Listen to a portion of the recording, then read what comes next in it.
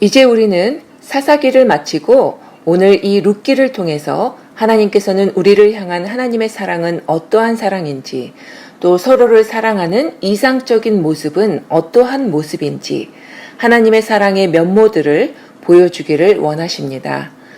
룻이 보인 사랑에서는 하나님의 굳건한 사랑을 보여주고, 보아스의 사랑에서는 하나님의 감싸주시는 사랑과 구제해 주시는 은혜를 보여주십니다. 이 한 가지 목적은 세상이 생각하는 사랑과 성경이 말하는 사랑을 대조하는 것입니다. 마지막으로는 하나님이 우리를 사랑하신 방식으로 다른 사람을 사랑하도록 적용하는 것입니다. 보통 사랑하면 우리는 젊었을 때 하는 연인들의 사랑을 생각하지만 부모에 대한 사랑, 자녀에 대한 사랑, 부부의 사랑, 이웃 사랑 등 우리는 하나님께서 보여주신 사랑을 적용할 수 있습니다. 하나님께서 우리에게 알려주시는 사랑은, 또 적용해야 하는 사랑은 어떤 것일까요? 사랑하면 굉장히 추상적으로 생각되지만 하나님께서는 이 룻기를 통해서 우리에게 구체적으로 보여주십니다. 자, 그럼 우리 다 함께 룻기로 들어가 보겠습니다. 시대적 배경, 이 룻기는 1장 1절과 마지막 4장 마지막 절에 이 스토리의 모든 것을 이야기합니다. 1장 1절에 보면 사사들이 치리하던 때라고 소개되어 있습니다. 그러니까 이 룻기는 사사시대에 있었던 일이 되겠지요. 그럼 사사시대의 상황은 어땠을까요? 여러분들이 잘 아시다시피 사사기를 잘 소개할 수 있는 말씀이 사사기 17장과 21장 마지막에 나옵니다. 이스라엘에 왕이 없으므로 사람들이 각기 자기 소견에 옳은 대로 행하였더라. 그래서 이 사사기의 어둡고 절망적인 역사를 통해 이스라엘은 오실 왕을 기다리게 합니다. 이것이 사사기에서 보여주는 중요한 메시지인 것이지요. 사사기만 보면 답이 없어 보입니다. 하나님이 만드신 사람들이 자기 소견에 옳은 대로 행하는 이 혼란하고 어두운 시대에서도 하나님께서는 그 어두운 속에서도 이 룻기를 통해서 자기 백성들을 향한 사랑과 성실함으로 끊임없이 일하시며 약속을 이행하고 계시다는 것을 우리에게 보여주십니다. 이 룻기는 이런 시대적 배경에서 쓰여졌다는 것입니다. 사사기에서도 어느 때인지를 알 수 있는 단서는 바로 보아스의 족보를 보면 알 수 있습니다. 이 신약 마태복음의 저자인 정통 히브리인이었던 마태는 예수 그리스도의 족보를 써 내려가면서 놀랍게도 여성을 등장시키지요. 거기다가 유대 여자가 아닌 이방 여인입니다. 마태복음 1장에 있는 족보를 보면 가나안에 들어가기 전에 여호수아가 가나안에 보낸 정탐꾼들을 살려주고 그 가족이 구원을 받은 기생 라합이 이 보아스의 어머니임을 우리는 보아 알 수 있습니다. 그리고 그것을 보면 이 시대는 지금 사사기에서도 초기임을 짐작할 수가 있지요. 사사들이 치르하던 때 그 땅에 흉년이 듭니다. 이 땅은 아브라함 때부터 하나님이 젖과 꿀이 흐르는 땅으로 인도하신다는 그 약속의 땅입니다. 하나님이 인도하신 땅인데 흉년이 들었다는 것입니다. 하지만 기근으로 시작하는 이 룻기는 놀랍게도 하나님의 사랑으로 인해 인류 구원의 역사를 여는 히스토리로 바뀌게 됩니다. 고난으로 시작하여 고난으로 전개되는 것 같던 이 스토리는 하나님의 놀라운 숨은 계획과 구원의 만남이 기다리고 있었음을 발견하게 됩니다. 사회적 배경. 고대 이스라엘에는 지금처럼 사회보장 제도가 없었습니다. 그렇다고 요즘 여성들과 같이 일을 해서 돈을 벌 수 있는 것도 아니었습니다. 여성들은 전적으로 남편이나 아들의 의지에서 살아가야만 했지요.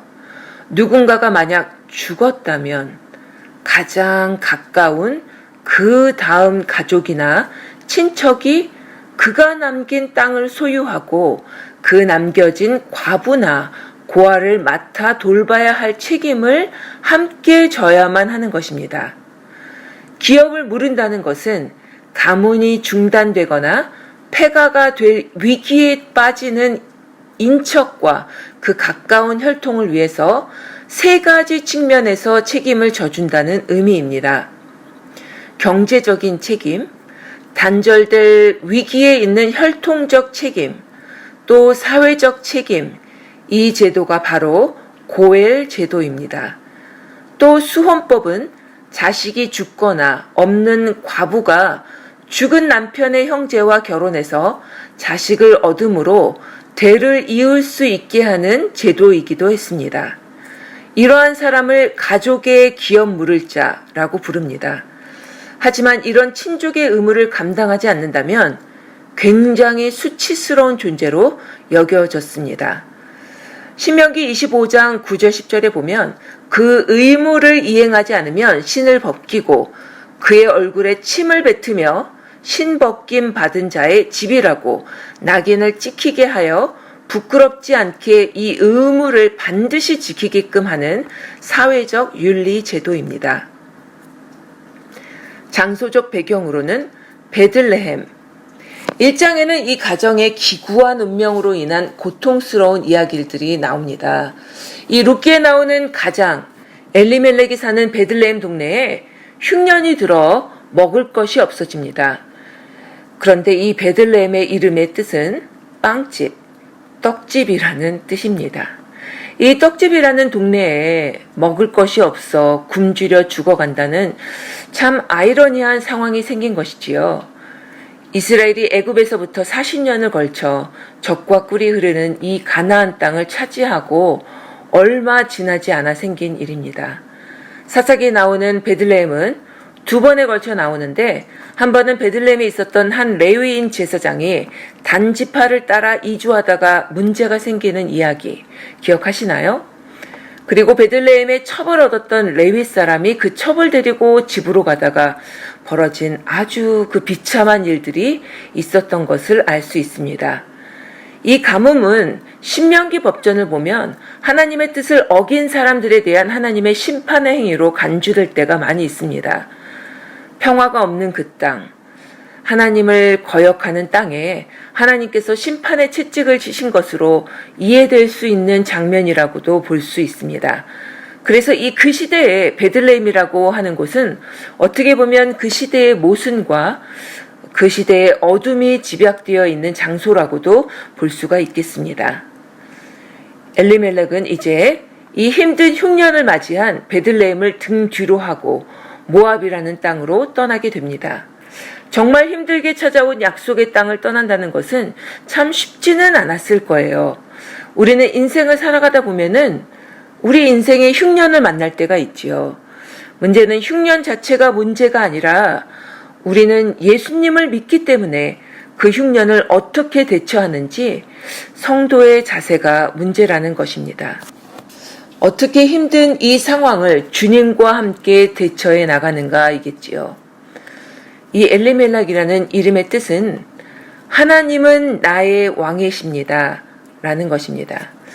그런데 엘리멜렉은 하나님이 자신의 왕임에도 불구하고 하나님께 한 번도 묻지 않고 기도도 하지 않고 자기 임의대로 모압 땅으로 넘어갑니다. 하나님께 묻지 않은 인생의 결론이 어떻게 될까요? 결국 자기 소견에 옳은 대로 행할 수밖에 없겠지요. 사사시대의 대표적인 말, 자기 소견에 옳은 대로. 이 아비멜렉도 자기 소견에 옳은 대로 합리화하며 내 뜻대로 떠나게 된 것입니다. 모압. 이 모압이라는 나라는 여러분이 잘 아시듯이 롯과 딸들이 소돔과 고모라가 불심판을 받은 후에 아버지에게 술을 먹이고 근친상간을 통해서 낳은 아들들이 하나는 암몬이고 하나는 모압입니다. 성경에 보면 이 모압은 굉장히 음란한 민족으로 자주 비추어지는데요. 민수기 25장에 나오는 음란한 신을 섬기며 이스라엘 백성들을 선동하여서 하나님의 진노를 불러일으킵니다. 결국 엘리멜렉의 가정은 가지 말아야 할 땅으로 가게 된 것이지요. 엘리멜렉은 그곳에서 살다 보니까 10년이 지나 버립니다. 하나님께서는 계속 아마 기다리셨을 거예요. 그런데 결국 이 가정은 기근 때문에 먹을 것의 꿈을 쫓아 하나님을 떠났지만 온 가정의 죽음의 파탄이 있고서야 다시 돌아오는 계기가 됩니다. 이 집안의 의식주를 해결해야 할 가장인 엘리멜렉이 죽고 그 다음 가장들인 큰아들, 작은아들, 말론과 기럐이 다 죽게 됩니다. 먹을 것을 해결할 남자들이 다 죽어버리고 아무것도 할 수 없는 여자 셋만 남게 되었습니다. 남자 셋이 죽고 여자 셋만 남았다는 것은 이 집은 이제 끝났다는 것이 되겠지요. 이 집에는 정말 소망이 1도 없습니다. 이 몰락한 가족은 대가 끊어지는 폐가가 된 것입니다. 앞에서 말한 것과 같이 이 시대의 여자들에게는 일자리가 있는 것도 아니고 사회보장제도가 있는 것이 또 아니기 때문에 유대인들 율법의 수혼법, 계대의 혼인법이라는 것밖에 남지 않았습니다. 다시 이 가문을 이어나가고 살기 위해서는 나오미가 결혼을 하고 사내 아이를 낳아야 합니다. 그 아이가 성인이 되도록 기다려서 과부가 된 형수와 결혼을 시켜서 자손을 이어나가게 하는 것이 이들의 전통이고 율법이고 계대의 혼인법인 수혼법인 것입니다. 그런데 나오미는 나이가 많아서 그것마저 불가능한 상태입니다. 결국 이 집안은 이제 대가 끊어지는 폐가가 된 것입니다. 10년간 모압 생활을 통해서 모든 것을 잃은 나오미는 철저하게 하나님 앞에 자기 인생을 깊이 생각했을 것입니다. 모압에서 이 삶이 도대체 나에게 무슨 의미가 있나? 하나님을 떠난 결과가 이렇게 피폐해질 줄이야. 사랑하는 남편을 떠나보낸 부인의 심정, 사랑하는 두 아들을 떠나보낸 이 어머니의 심정 어땠을까요? 충격의 세월을 10년 새에 다 겪습니다. 결국 계속 죽음을 맞이하여 하나님 앞에 깊은 자기 성찰을 하게 되지요. 하나님이 나를 치셨다. 하나님이 나를 괴롭게 하셨다. 이렇게 고통스러워하다가 그래, 고향 땅에 돌아가자. 모든 것을 잃었을 때 하나님을 찾게 되고 나오미는 여호와께서 자기 백성을 돌보시사 그들에게 양식을 주셨다 함을 듣고 다시 고향으로 돌아가기로 결심을 합니다. 여기 1장에는 돌아오려 하여 라는 단어가 무려 10번이 넘게 반복되고 있습니다. 하지만 나오미에게는 고향 땅으로 다시 돌아가는 것이지만 두 며느리에게는 낯선 이방 땅으로 들어가게 되는 것이지요. 나오미는 두 며느리에게 자신들의 고향으로 돌아가라고 당부합니다. 15절에 보면 오르바는 그의 백성과 그의 신들에게로 돌아가나니 단순히 시어머니를 모실 수 없어서 돌아간 것만이 아니라 자신이 믿는 신이 있는 곳, 그 고향으로 돌아간 것입니다. 하지만 룻은 16절에 보면 어머니의 백성이 나의 백성이 되고 어머니의 하나님이 나의 하나님이 되시리니 여기 룻의 신앙 고백이 나옵니다. 룻은 새 민족 가운데 새 관습으로 새 언어를 사용해야 하는 미지의 세계로 나아갑니다. 그녀의 행동은 하나님이 내가 네게 보여줄 땅으로 가라 라고 하신 명령의 순종에 나아갔던 아브라함을 연상시킵니다. 그는 갈 바를 알지 못하고 나아갔으며 온전히 하나님만 신뢰하여 약속의 땅에서 이방인으로 살아갔습니다. 룻의 헌신은 나오미의 죽음 너머까지 이릅니다. 그녀는 어머니가 죽으시는 곳에서 나도 죽어 거기 묻힐 것입니다. 라고 약속합니다. 다시 말해 나오미가 죽은 뒤에도 자기 고향으로 돌아가지 않겠다는 것입니다. 여기서 우리는 룻의 놀라운 믿음을 다시 한번 발견합니다. 이방 여인이지만 놀랍게도 하나님을 믿기 힘든 이 상황에서도 시어머니의 하나님을 내 하나님으로 굳건히 간절히 온전히 믿고 붙잡았다는 것입니다. 히브리서 저자는 구약에 등장하는 놀라운 믿음의 사람들에 관해 이렇게 묘사합니다. 그들이 나온 바 본향을 생각하였더라면 돌아갈 기회가 있으려니와 그들이 이제는 더 나은 본향을 사모하니 곧 하늘에 있는 것이라. 이러므로 하나님이 그들의 하나님이라 일컬음 받으심을 부끄러워하지 아니하시고 그들을 위하여 한 성을 예비하셨느니라. 룻은 나오미의 하나님께 헌신했습니다. 아마도 룻은 남편에게서 주님을 소개받고 이스라엘의 하나님을 따르는 자가 되었을 것입니다. 더욱 놀라운 것은 그녀의 선언이 전능자가 나를 심히 괴롭게 하였음이니라 하고 나오미가 주장한 직후에 나왔다는 것입니다.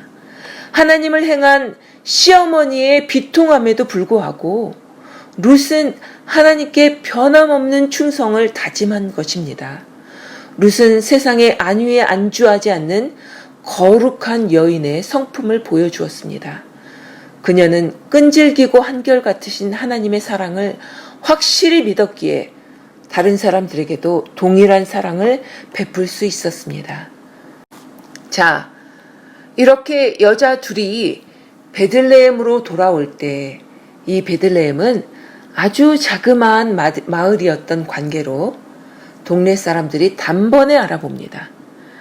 저희 나라가 70, 80년대에 부자 나라, 미국으로 이민 가던 시대에 있었지요. 생각나시나요? 그때는 사람들이 위풍당당하게 떠났습니다. 그런데 다 망해서 다시 자기 나라로 돌아간다고 생각해 보십시오. 베들레헴을 떠날 때는 남편과 두 아들을 데리고 떠났지만 이제 돌아오는 길에는 낯선 이방 여인 하나를 데리고 귀국하는 나오미를 보고 사람들은 수군거립니다. 이때 나오미는 중요한 고백 하나를 하지요. 21절 내가 풍족하게 나갔더니 여호와께서 내게 비어 돌아오게 하셨느니라. 나갈 때는 식구가 남자 셋이 있었는데 돌아올 때는 이 남자 셋이 없습니다.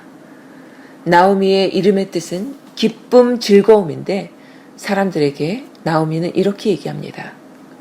나를 나오미라 부르지 말고 마라라 불러달라고 합니다.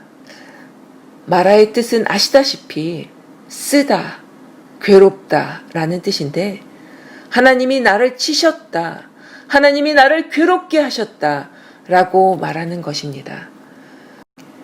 결국 나이 많은 노모를 부양해야 하는 며느리가 된 룻은 시어머니에게 정중하게 허락을 구합니다. 내가 누구에게 은혜를 입으면 밭에 나가 이삭을 줍겠나이다 어머니. 이때 당시 이삭 줍는 것은 율법에 규정된 항목입니다.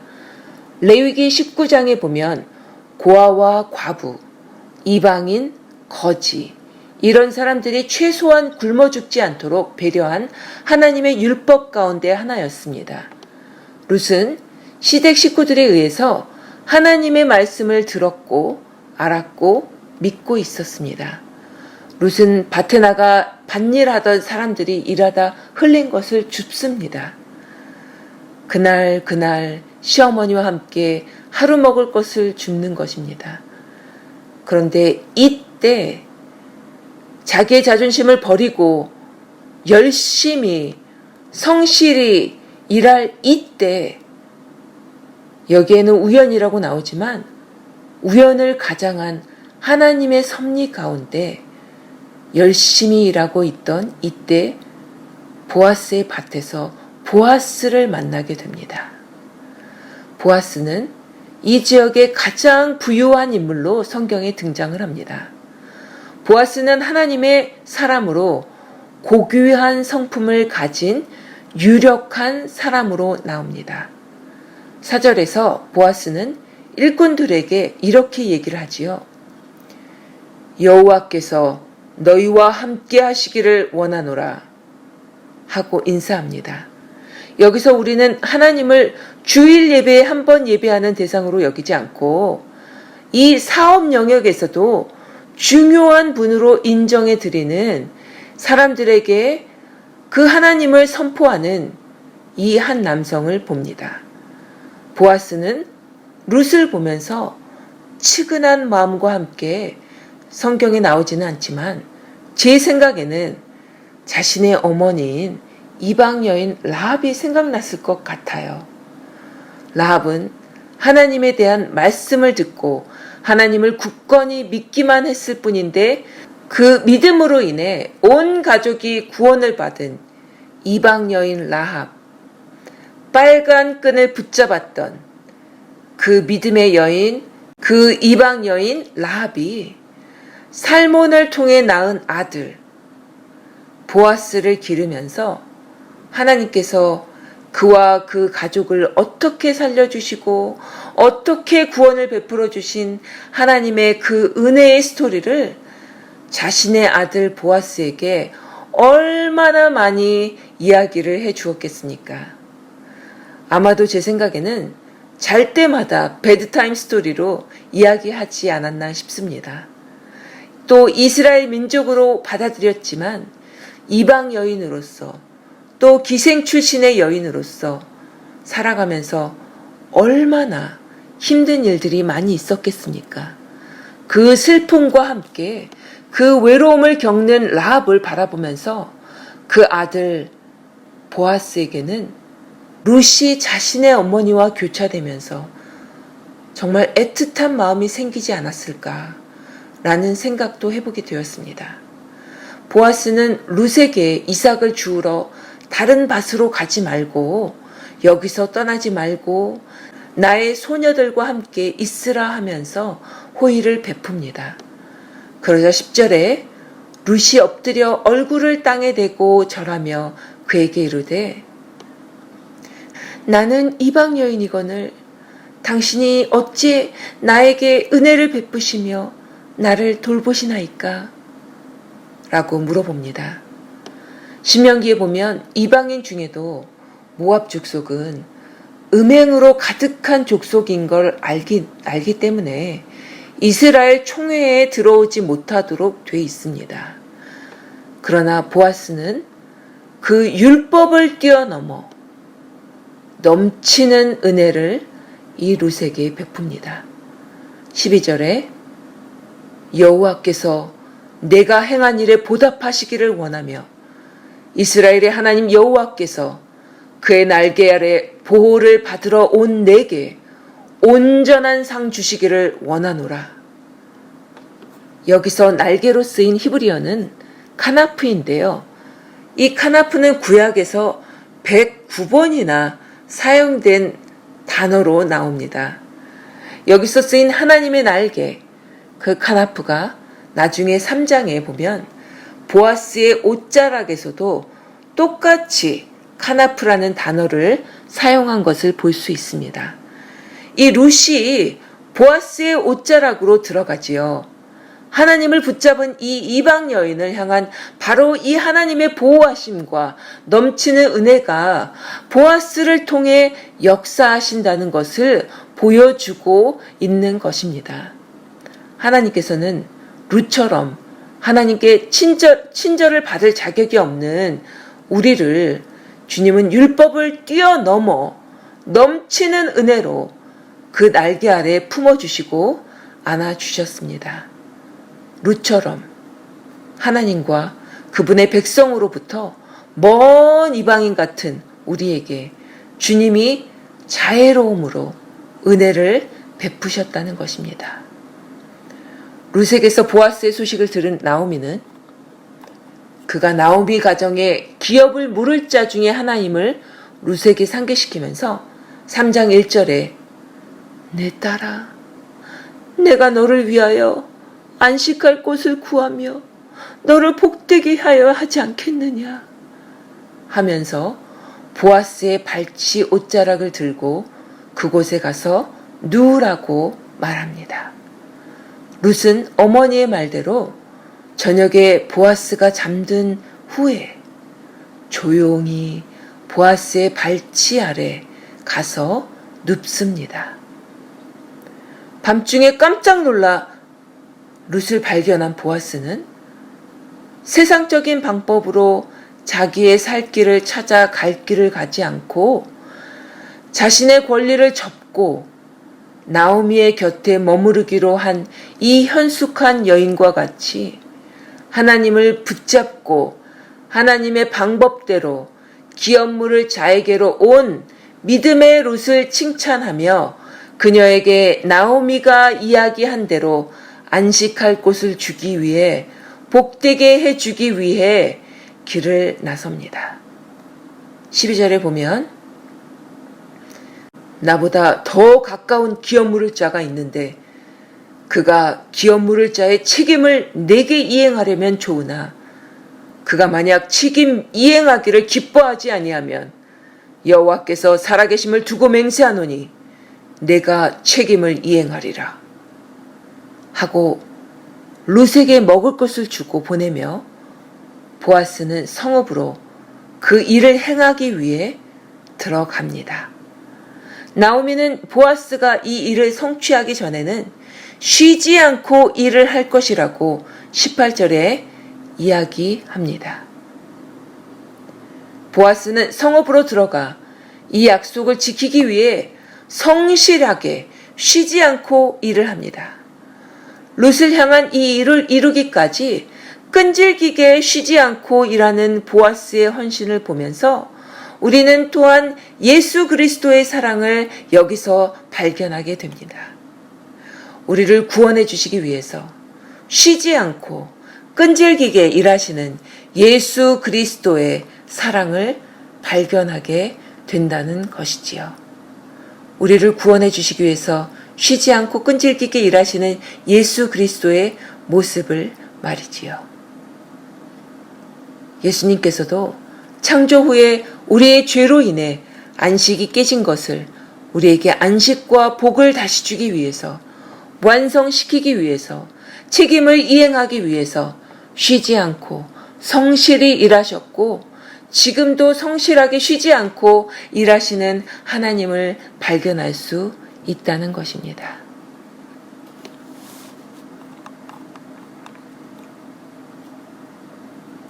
보아스는 성문으로 올라가 거기서 증인으로 온 성읍 장로들을 데리고 첫 번째 기업 물을 자에게 권리의 의무를 물어봅니다.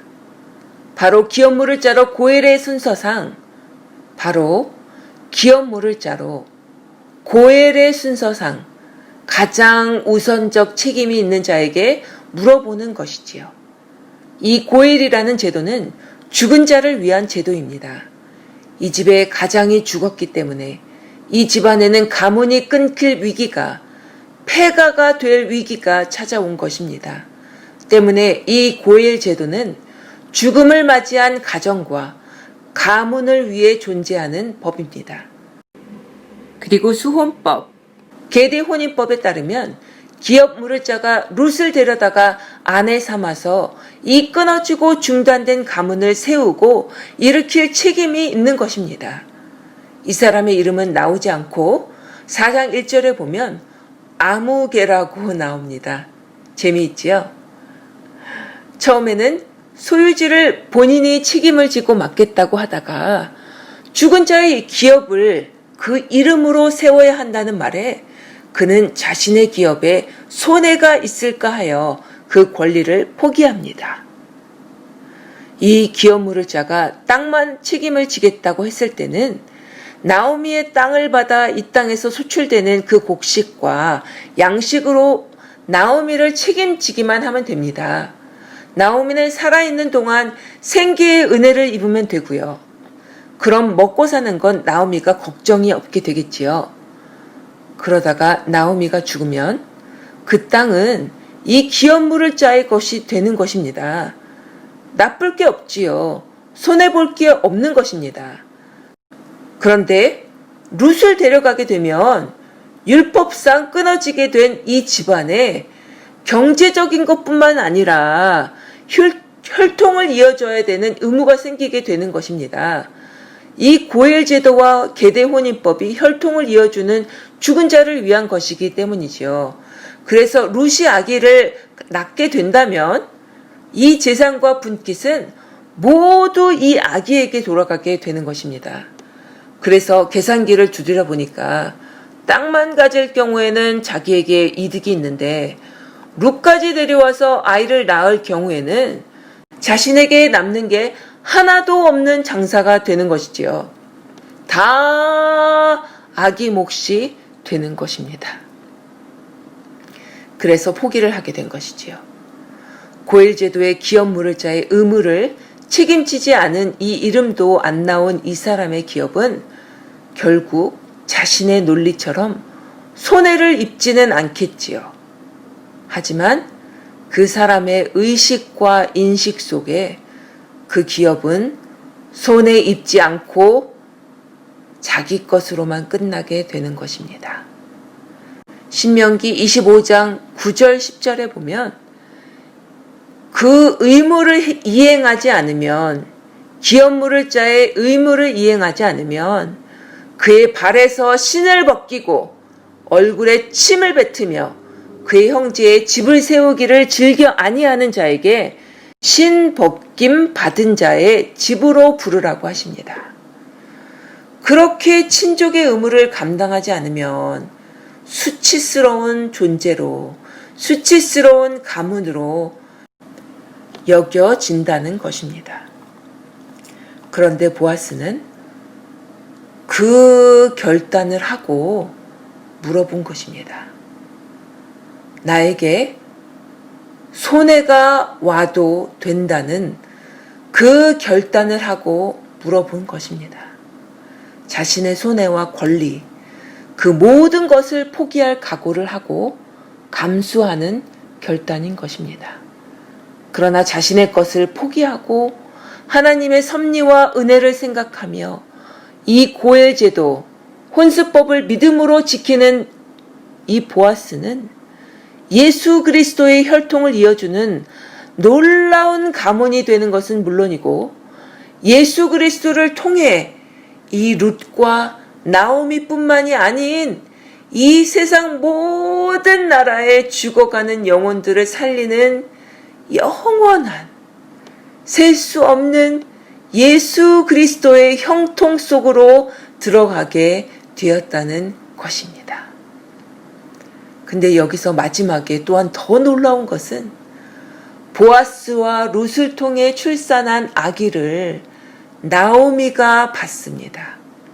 원래 나오미의 이름의 뜻, 기쁨, 즐거움, 그런 이름의 뜻을 쓰다, 고통스럽다 라는 말하라고 불러달라고 했던 완전히 폐가가 되어 대가 끊겼던 나오미의 품에 아기가 안기워져 있습니다. 이 장면을 무엇이라 부를 수 있을까요? 우리는 하나님의 은혜라고 밖에는 이야기할 수가 없습니다. 그러면서 마지막으로 족보가 나오면서 끝이 납니다. 결말에서 가장 명확하게 하나님의 사랑을 하이라이트로 그리스도와의 연결로 보여줍니다. 보아스는 룻에게서 오벳을 낳고 오벳은 이새를 낳고 이새는 다윗 왕을 낳게 되는 것이지요. 이 족보가 룻기 마지막 장에 다윗 왕으로 끝나며 우리에게 새로운 소망의 주님을 기다리는 희망을 안겨줍니다.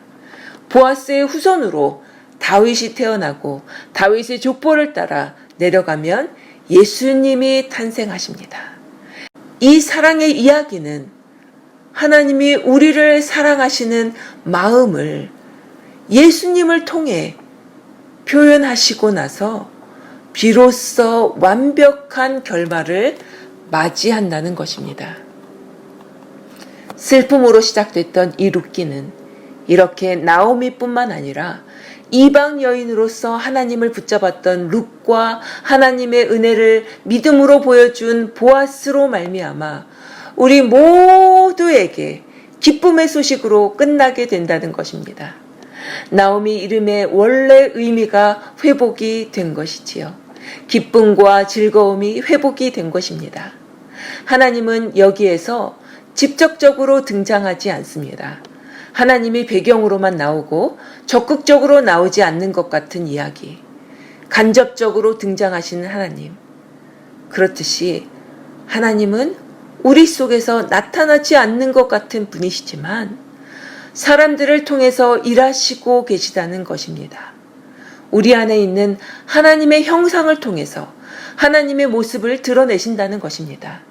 하나님이 없는 것 같은 자기 소견에 옳은 대로 하던 이 사사시대에도 하나님이 눈에 보이지 않지만 얼마나 섬세하고 아름답게 또 성실하게 우리를 위하여 보이지 않게 일하시는지 우리는 이 룻기를 통해서 하나님을 배울 수 있습니다. 3장 이후에 룻은 더 이상 등장하지 않습니다. 이야기 속에만 등장합니다. 행동의 주체가 아닙니다. 왜냐하면 이 모든 일을 이루어 가시는 분이 하나님임을 암시하기 위한 것입니다. 즉 사람들이 일하는 것처럼 보이지만 그 일이 되어가도록 만드는 것이 하나님이시라는 사실을 암시하고 우리에게 보여주는 것이지요. 룻기의 핵심 주제는 사랑이지만 이 이야기 중심에 구원이 있습니다. 히브리어로 구원하다, 구원, 구원자라는 단어가 20회 이상 등장을 합니다. 보아스가 기업 물을 자로 이 룻과 나오미를 구원하여 준 것 같이 룻의 이야기는 그리스도 안에서 구원을 상기시켜 줄 뿐만 아니라 하나님이 자신의 뜻을 이루기 위해서 우리의 삶의 모든 영역을 어떻게 구원해 주시는지를 일깨워 주십니다. 룻기 4장 17절에서 여인들이 보아스와 룻에게서 난 아들에게 이름을 붙여주면서 말하기를 나오미에게서 아들이 태어났다 라고 말하는 놀라운 진술을 발견합니다. 이 이름을 이 여인들이 동네 사람들이 이름을 붙여준다는 거예요. 룻이나 보아스에게서가 아닌 나오미에게서 아들이 태어났다고 말합니다. 룻의 이야기는 여기서 전기를 맞이합니다. 룻의 이야기는 룻과 보아스의 자손을 통해 죽은 엘리멜렉의 이름이 계속 이어지는 것으로 끝이 납니다. 기업 물을 자로서 이 모든 것을 가능하게 해준 사람은 바로 보아스입니다. 마찬가지로 우리는 예수님 안에서 얻은 구원으로 말미암아 우리 이름이 생명책에서 지워지지 않게 되었음을 압니다. 예수님을 믿는 자에게 주어진 약속은 이것입니다. 계시록 3장 5절에 내가 그 이름을 생명책에서 결코 지우지 아니하고 그 이름을 내 아버지 앞과 그의 천사들 앞에서 시인하리라. 우리는 이 아름다운 룻기의 이야기를 공부하면서 아름다운 사랑의 이야기였어 라고 끝내는 것이 아니라 하나님께서는 이 말씀을 통해 우리에게 간절하게 정말 간절하게 들려주시고 싶은 메시지가 여기 있음을 우리가 발견해야 합니다. 우리가 룻기를 통해서 보아스가 보여주는 기업을 무는 일, 고엘 제도를 보면서 우리는 깊은 영적인 의미를 발견할 수 있습니다. 보아스는 기업 무르기 위해서 룻과 결혼을 한 것입니다. 구약에서의 이 기업은 굉장히 중요합니다. 그래서 이 고엘의 제도가 생긴 것이고 고엘의 법에서도 이 기업이 이어지기 위한 기업이 목적이라는 것입니다. 결혼이 목적이 아니라 이 기업이 목적이라는 것이지요. 우리에게 기업은 어떤 것일까요? 바로 하나님의 나라라는 것입니다. 이스라엘 공동체이면 누구나 기업 물을 자의 책임을 잠재적으로 갖고 있다는 것입니다. 바로 우리 모두에게 해당된다는 것이지요. 이 기업 물을 자로 인해, 보아스로 인해 하나님의 사랑이 흘러 예수 그리스도로 우리 안에 완전하게 나타나시게 되었다는 것입니다. 이 기업 물을 자가 없었다면, 보아스가 하나님의 은혜와 사랑으로 무르지 않았다면 예수 그리스도는 우리에게 지금 있을 수 없다는 것입니다. 예수 그리스도가 없었다면 우리에게는 하나님의 나라라는 기업을 가질 수가 없게 되었을 것이라는 것입니다. 우리의 영원한 고엘로 우리의 기업을 물려주신 예수 그리스도는 우리의 혈통도, 우리의 시간도, 우리의 죄값까지도 우리의 영원한 고엘 되신 예수 그리스도께서 우리에게 구원자로 오셔서 기업을 물려주셨다는 것입니다. 이렇게 그 기업을 물려받은, 구원받은 우리는 그 사랑과 은혜로 인하여 우리 모두가 그 기업의 동역자로 예수 그리스도를 알지 못하는 자들에게 또한 기업 물을 자로 서 있다는 것입니다. 우리가요, 루시 받은 그 은혜와 사랑과 같이 나도 그 은혜를 입고 거듭난 자로서 우리는 오늘도 기업 물을 자로 살아야 한다는 것입니다. 기업 물을 자의 의무를 가졌던 첫 번째 사랑과 같이 되지 않게 자신에게 손해가 될까 하여 그 가문의 수치스러운 신 벗긴 자의 집이 되었던 자들이 우리는 되지 않기를 바랍니다. 하나님의 나라를 전파하는 일, 죄로 인하여 죽고 하나님의 나라를 물려받을 수 없었던 우리를 죽은 자들을 위한 고해 제도를 통하여 예수 그리스도께서 하나님의 나라를 물려주신 것처럼 우리도 그 예수 그리스도의 사랑을, 기업 물을 자의 의무를 담당함으로 예수 그리스도의 혈통을 이어주는 놀라운 가문이 되는 것은 물론이고 예수 그리스도를 통해 내 주위에 죽어가는 영혼들을 살리는 영원한, 값으로 셀 수 없는 예수 그리스도의 형통 속으로 들어가게 되는 보아스와 같은 축복도 누리시기를 간절히 축복합니다.